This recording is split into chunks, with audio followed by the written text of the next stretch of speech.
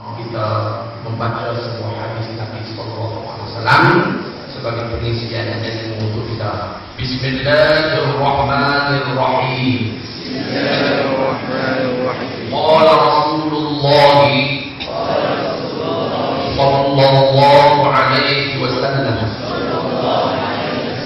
Haqiqun bil mar'i an yakuna lahu مجالس يخلو فيها ويذكر ذنوبه فيستغفر الله منها قال رسول الله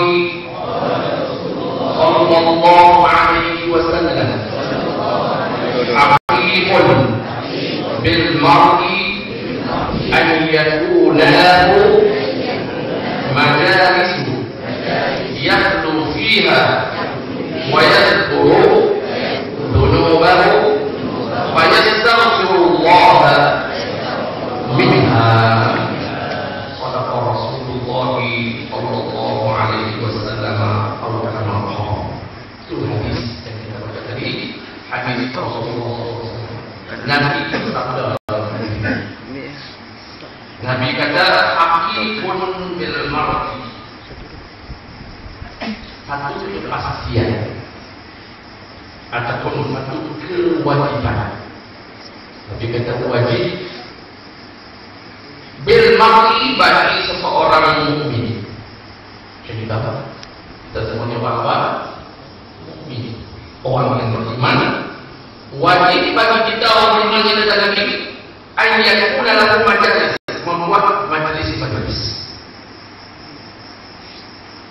yakhlu fiha, majelis-majelis khalwat,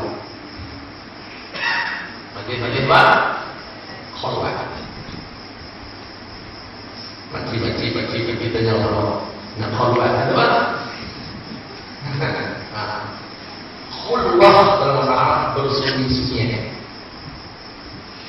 bersunyi-sunyi, berkhulwat, bersunyi-sunyi di sini untuk dirinya yang mana ia mengingati dosa-dosanya lalu meminta ampun kepada Allah Subhanahu wa taala. Tuhan Nabi sallallahu Rasulullah sallallahu alaihi wasallam. Maknanya dalam hadis ini Nabi menganjurkan kita supaya peruntukkan satu masalah. Tak kala siang ke, malam ke, tengah hari ke, petang ke, duduk seorang-seorang. Khulwat, bersunyi-sunyi. Tengah hari suami dia anak-anak perlu di sekolah bermakan. Ibu-ibu tengah hari kedua ketiga adalah jawab. Sunyi tak dalam rumah? Sunyi. Ambil kudu kedua. Pakai kain jengkung. Tu orang elok. Buat dan sejadah. Kat ruang tamu pun tak bawa sunyi. Dalam bilik itu tempat sunyi. Hamba sejadah menghadap ke kiblat. Bukan ibu-ibu saja, kita yang pakai telefon semua. Lama ini bersunyi-sunyian dosa orang. Dalam hadis ini baginda sallallahu alaihi wasallam menjaga kita supaya memprogramkan diri kita pada masa-masa tertentu bersalawat bersama Allah. Bersalawat bersama Tuhan, bukan bersalawat dengan istri orang. Ada orang juga yang bersalawat dengan istri orang, ataupun bukan bersalawat dengan anak orang. Begitu juga jangan bersalawat dengan suami orang, jangan bersalawat dengan anak orang. Dan tadi ada seorang Allah berkulit di itu mereka dia kata macam-macam. Semua saya lebih dia berbulu, dia berbulu. Mau pinggir apa? Dia kata pinggir seorang pemuda umur 26. Mau 45. Jun lagi lah. Pak Kemal masih Jun lagi. Anak sekolah mau 40. Mau dia mau 45. Masya Allah. Pergi kebun. Bawa dia sama-sama. Orang lain tak ada. Pergi naik motor. Ataupun kadang-kadang pemuda itu bawa mak saya naik kereta. Orang itu sebab saya tak. Orang itu kata orang kampung itu kata tak boleh mak kerja kebun dengan pemuda itu. Macam mana dapat pesan? Betul ke orang itu kata ada? Maka saya jawab betul. Sebab dalam kebun dia dengan pemuda saja buat kerja. Boleh mendatangkan apa? Itu juga termasuk dalam arti kita khulwah. Jadi walaupun berguna dengan 45, yang ketiga apa ya? Yang ketiga syaitan. Jadi kena ingat.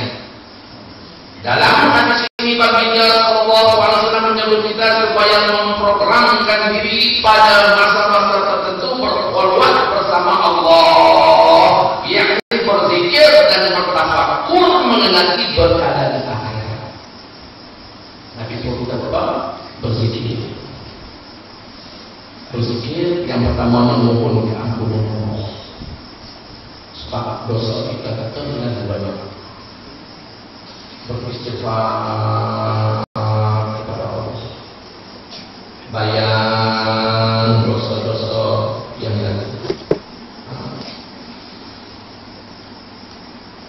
Dan bertafakur, merenung, mengamati, memikir mengenai perkara akhirat. Dulu seorang-seorang renung, pikir, tafakur perkara aku untuk aku nak bawa ke alam akhirat di suatu tempat yang tidak ada akhirnya, di alam akhirat di hari kiamat nanti. Cukupkah sembahyangku? Cukupkah puasaku? Sepanjang hidup aku ni banyak aku telah melakukan kesilapan terhadap istriku. Makcik-makcik di belakang pula renung, tengok, bayang, tengok banyak dosa-dosa ibu-ibu, kakak-kakak terhadap suami-suami di belakang.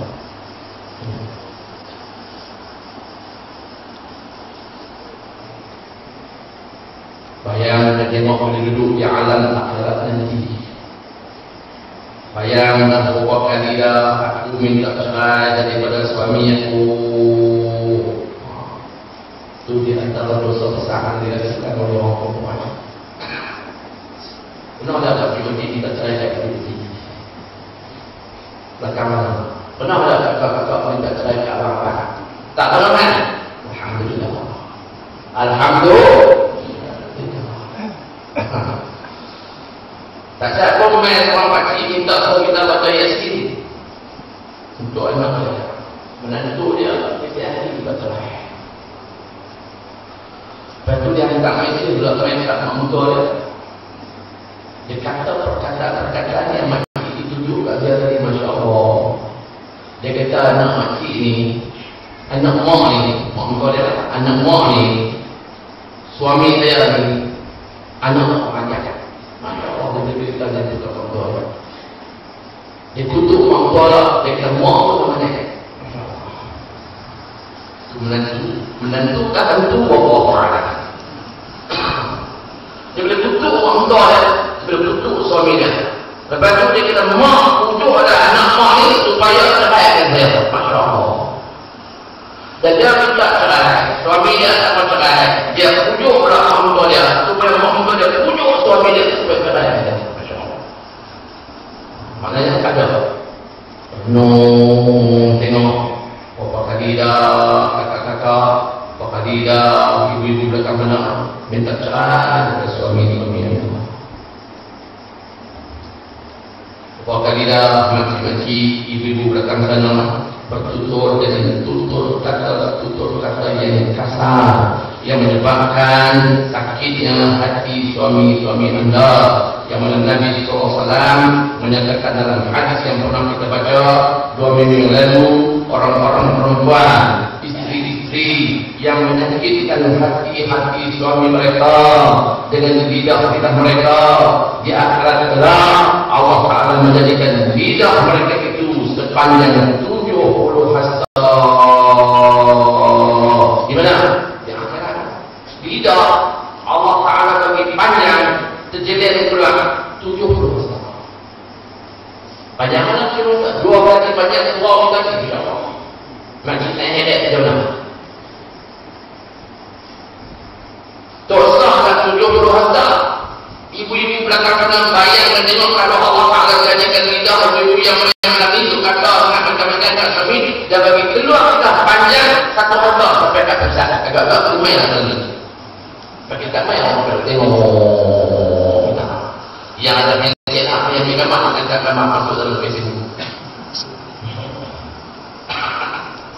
70 hasta. Bilik pula dekat tengok. Cubalah ibu-ibu kakak-kakak bayangkan tengok. Sebab tu dengan untuk khulwah bersembunyi-sunyi untuk berzikir memohon keampunan Allah dan bertafakur mengenai bekalan akhirat. Cukupkah bekalan aku? Perintah-perintah yang Allah Ta'ala suruh buat, aku buat atau tak buat. Larangan-larangan dan penghalang dan syariat Allah aku langgar atau berbuat langgar. Untuk apa? Mencari satu perkara dengan bertafakur agar timbul keinsafan dalam diri kita, lantas kita akan beristighfar memohon keampunan daripada Allah. Malam ini dalam mengupas hadis yang penting ini, saya sendiri pun rasa banyak persoalan. Ibu bapa, abang-abang, kakak-kakak, adik-adik, anak-anak pun banyak dosa-dosa yang telah kita lakukan. Malam ini dengan penuh perasaan keinsafan dalam hati kita, penyesalan yang sungguh dalam hati kita, sama-sama kita memandangkan dan mengamalkan kalimat istighfar bersama-sama saya dengan nada suara yang boleh menyebabkan hati kita menjadi